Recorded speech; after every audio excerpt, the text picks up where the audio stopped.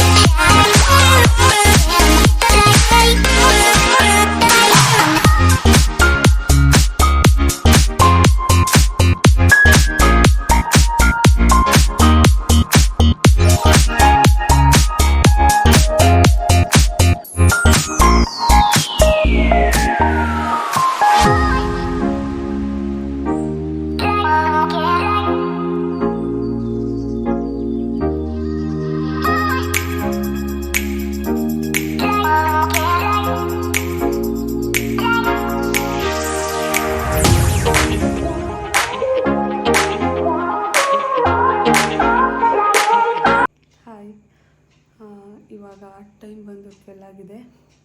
Decoration ಶುರು ಮಾಡೋಣ ಅಂತ ಅಂದ್ಕೊಂಡಿದ್ದೀನಿ. ಯಾಕೆಂದರೆ ಪಾಪು ಮಲಗಿದಾಗಲೇ ನನಗೆ ಎಷ್ಟಾಗುತ್ತೋ ಅಷ್ಟು ಕೆಲಸ ಮಾಡ್ಕೋಬೇಕು. ಬನ್ನಿ ಡೆಕೋರೇಷನ್ ಶುರು ಮಾಡೋಣ. ನಾನು ಆ್ಯಕ್ಚುಲಿ ಬೇರೆ ಏನೋ ಅಂದ್ಕೊಂಡಿದ್ದೆ, ಬೇರೆ ಪ್ಲ್ಯಾನ್ ಮಾಡಿದ್ದೆ, ಅದು ಆಗಲಿಲ್ಲ. ಹಾಗಾಗಿ ಬೇರೆ ಇರೋ ಐಟಮ್ಸಲ್ಲೇ ಮಾಡೋಣ ಅಂತ ನೋಡೋಣ, ಅದು ಹೇಗೆ ಬರುತ್ತೆ ಏನು ಅಂತ ನೋಡೋಣ ಬನ್ನಿ. Hi, welcome to the channel. ನಾನು ಡೆಕೋರೇಷನ್ ಶುರು ಮಾಡಿದಾಗ 12 ಗಂಟೆ. ನಾನು ಆ್ಯಕ್ಚುಲಿ ಬೇರೆ ಏನು ಅಂದ್ಕೊಂಡಿದ್ದೆ ಅಂದರೆ ತೆಂಗಿನ ಗರೀಲಿ ಎಣಿಸಿ ಹಾಕೋಣ ಅಂತ ಅಂದ್ಕೊಂಡಿದ್ದೆ. ಬಾಳೆ ಎಲೆ, ವೀಳ್ಯದೆಲೆ, ಇಸ್ತ್ರಿ ಎಲೆ ಎಲ್ಲನೂ ಮಾಡಿದ್ದೆ 3 ವರ್ಷದಿಂದ. ಸೊ ಈ ವರ್ಷ ತೆಂಗಿನ ಗರೀಲಿ ಎಣಿಸ್ಬಿಟ್ಟು ಹಾಕೋಣ ಅಂದ್ಕೊಂಡೆ. ಬಟ್ ಅದು ಓವರ್ ವೆಯ್ಟ್ ಆಯಿತು. ನಾನು ಆಮೇಲೆ ನೋಡಿದ ಮೇಲೆ ಸೊ ಅದು ಆ ಥರ ಅಲ್ಲ, ಟೋಟಲಿ ಡಿಫ್ರೆಂಟ್. ಬಟ್ ನಾನು ಹೆಂಗೆ ಎಣಿಸ್ಬಿಟ್ಟಿದ್ದೆ ಅಂದರೆ ಫುಲ್ ಒಂದು ಗರಿನೇ ಕಟ್ಸ್ಬಿಟ್ಟು ಆ ಥರ ಎಣಿಸ್ಬಿಟ್ಟಿದ್ದೆ. ಸೊ ಅದು ತುಂಬ ವೆಯ್ಟಾಗಿ ಬ್ಯಾಕ್ ಡ್ರಾಪಿಗೆ ನಿಲ್ತಾನೆ ಇರಲಿಲ್ಲ. ಹಾಗಾಗಿ ಕ್ಯಾನ್ಸಲ್ ಮಾಡಿಬಿಟ್ಟೆ. ಇನ್ನು ನಾನೇನು ಐಟಮ್ಸು ಕೂಡ ತೊಗೊಂಡಿರಲಿಲ್ಲ ಈ ವರ್ಷಕ್ಕೆ ಅಂತ. ತೆಂಗಿನ ಗರಿ ಅಂತ ಫಿಕ್ಸ್ ಆಗಿಬಿಟ್ಟಿದ್ಮೇಲೆ ನಾನೇನು ತೊಗೊಳಕ್ಕೆ ಹೋಗಿರಲಿಲ್ಲ. ಸೊ ಮನೇಲಿದ್ದಿದ್ದು ಐಟಮ್ಸ್ ಅಂತ ಅನ್ನೋದಾದರೆ ಲಾಸ್ಟ್ ಇಯರು ಇದನ್ನು ಮಾಡಿದ್ದೆ, ಇಸ್ತ್ರಿ ಎಲೆ ಡೆಕೋರೇಷನು. ಸೊ ಅದರಲ್ಲಿ ಏನಾದರೂ ಈ ವರ್ಷ ಚೇಂಜಸ್ ಮಾಡೋಣ ಅಂದ್ಬಿಟ್ಟು ಸ್ವಲ್ಪ ಲೈಟಾಗಿ ಚೇಂಜಸ್ ಮಾಡಿದ್ದೀನಿ ಅಷ್ಟೇ. ಬಟ್ ಬ್ಯಾಕ್ ಡ್ರಾಪ್ ಆಲ್ಮೋಸ್ಟ್ ಸೇಮೇ ಇತ್ತು, ಆದರೆ ಸ್ವಲ್ಪ ಚೇಂಜಸ್, ಫ್ಲವರ್ಸಲ್ಲಿ ಸ್ವಲ್ಪ ಚೇಂಜಸ್ ಮಾಡಿದ್ದೀನಿ ಅಷ್ಟೇ. ಇನ್ನು ಬ್ಯಾಕ್ ಡ್ರಾಪ್ ಡೆಕೋರೇಷನ್ ಹೇಗೆ ಬಂತು, ಹೇಗಿದೆ, ಚೆನ್ನಾಗಿ ಬಂದಿದೆಯಾ ಅಂತ ಕೂಡ ಕಮೆಂಟ್ ಮಾಡಿ ತಿಳಿಸಿ. ಇನ್ನು ನೆಕ್ಸ್ಟ್ ಬಂದು ಡೆಕೋರೇಷನ್ ಮಾಡೋಣ ಅಂತ ಹೂವೆಲ್ಲ ಪೋಣಿಸ್ಕೋತಿದ್ದೆ. ನಿಧಾನಕ್ಕೆ ಪೋಣಿಸ್ಕೋಬೇಕು, ಯಾಕೆಂದರೆ ಅದು ಪೋಣಿಸ್ಕೋಬೇಕಾದ್ರೆ ಒಂಚೂರು ಸೂಜಿ ಆ ಕಡೆ ಈ ಕಡೆ ಆದಾಗ ಹೂವು ಕಟ್ಟಾಗಿಬಿಡುತ್ತೆ ಸುಗಂಧರಾಜ. ಸೊ ತುಂಬ ಕೇರ್ಫುಲ್ಲಾಗಿ ನೀಟಾಗಿ ಆರಾಮಾಗಿ ಪೋಣಿಸ್ಕೊಂಡು ಡೆಕೋರೇಷನ್ ಸ್ಟಾರ್ಟ್ ಮಾಡಿದೆ. ಇನ್ನು ಫೈನಲಿ ಡೆಕೋರೇಷನ್ ಫ್ಲವರ್ ಎಲ್ಲ ಹಾಕಿದ್ಮೇಲೆ ಯಾವ ಥರ ಕಾಣಿಸ್ತಿದೆ ಏನು ಅಂತ ಕೂಡ ಕಮೆಂಟ್ ಮಾಡಿ ತಿಳಿಸಿ, ಚೆನ್ನಾಗಿದೆಯಾ ಏನು ಅಂತ. ಆವಾಗ ನನಗೆ ಗೊತ್ತಾಗುತ್ತೆ, ಓ ಚೆನ್ನಾಗಿದೆಯಾ ಇಲ್ವಾ ಏನು ಅನ್ನೋದು ನನಗೆ ಗೊತ್ತಾಗುತ್ತೆ. ಸೊ ಹಾಗಾಗಿ ಕಮೆಂಟ್ ಮಾಡಿ ತಿಳಿಸಿ ಹೇಗೆ ಬಂತು ಏನು ಅಂತ.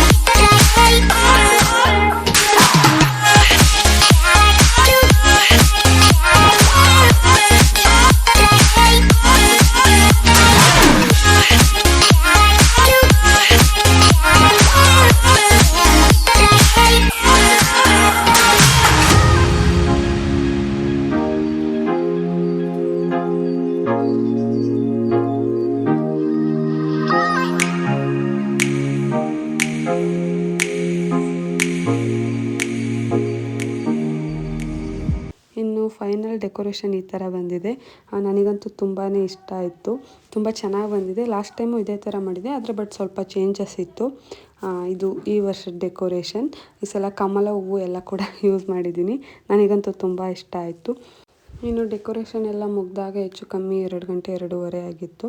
ಸೊ ಇನ್ನು 1 ಅವರ್ ಏನು ಮಲಗೋದು ಅಂತ ಹೇಳ್ಬಿಟ್ಟು ನಾನು ಮಲ್ಕೊಳ್ಳೇ ಇಲ್ಲ. ಇನ್ನು 3 ಗಂಟೆ ಅಷ್ಟರಲ್ಲೆಲ್ಲ ನಾನು ಸ್ನಾನ ಮಾಡಿಕೊಂಡು ಫ್ರೆಶ್ ಅಪ್ ಆಗಿಬಿಟ್ಟೆ. ಯಾಕೆಂದರೆ ಸ್ನಾನ ಮಾಡ್ಕೊಂಡ್ಮೇಲೆ ಲಕ್ಷ್ಮಿಗೆ ಸೀರೆ ಉಡಿಸ್ಬೇಕಲ್ಲ. ಸೊ ಹಾಗಾಗಿ ಬೇಗನೆ ಸ್ನಾನ ಮಾಡಿಕೊಂಡು ಲಕ್ಷ್ಮಿಗೆ ಸೀರೆ ಉಡಿಸೋದಕ್ಕೆ ನಾನು ರೆಡಿ ಮಾಡ್ಕೊತಿದ್ದೆ. ಇನ್ನು ಅಮ್ಮ ಕೂಡ ಸ್ನಾನ ಮಾಡಿಕೊಂಡು ದೇವ್ರ ಫೋಟೋಗೆಲ್ಲ ಅರ್ಶಿನ ಕುಂಕುಮ ಇಟ್ಟು ಅವರು ದೇವ್ರ ಮನೆ ರೆಡಿ ಮಾಡ್ಕೊತಾ ಇದ್ರು.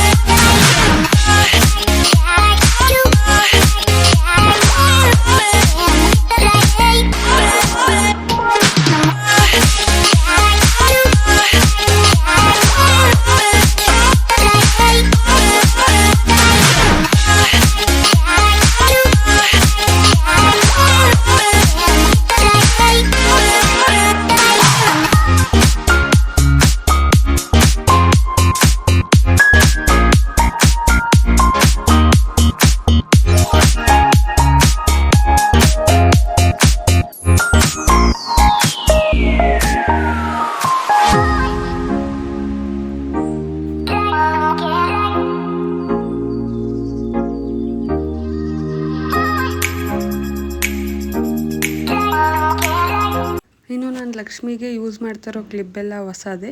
ಪ್ರತಿ ವರ್ಷ ಅದನ್ನೇ ಯೂಸ್ ಮಾಡ್ತೀನಿ, ಅದನ್ನೇ ಎತ್ತಿಡ್ತೀನಿ. ನಾವು ಯೂಸ್ ಮಾಡೋದನ್ನು ಲಕ್ಷ್ಮಿಗೆ ಹಾಕಲ್ಲ. ಸೊ ಯೂಸ್ ಮಾಡಿ ಪ್ರತಿ ವರ್ಷ ಅದನ್ನೇ ಎತ್ತಿಡ್ತೀನಿ. ಇನ್ನು ಫೈನಲಿ ಲಕ್ಷ್ಮಿಗೆ ಯಾವ ಥರ ಸೀರೆ ಇನ್ನು ಫೈನಲಿ ನಮ್ಮನೆ ಲಕ್ಷ್ಮಿ ಹೇಗೆ ಕಾಣಿಸ್ತಿದ್ಲು, ಹೇಗೆ ರೆಡಿಯಾಗಿದ್ಲು ಅನ್ನೋದನ್ನು ನೆಕ್ಸ್ಟ್ ವಿಡಿಯೋದಲ್ಲಿ ತೋರಿಸ್ತೀನಿ.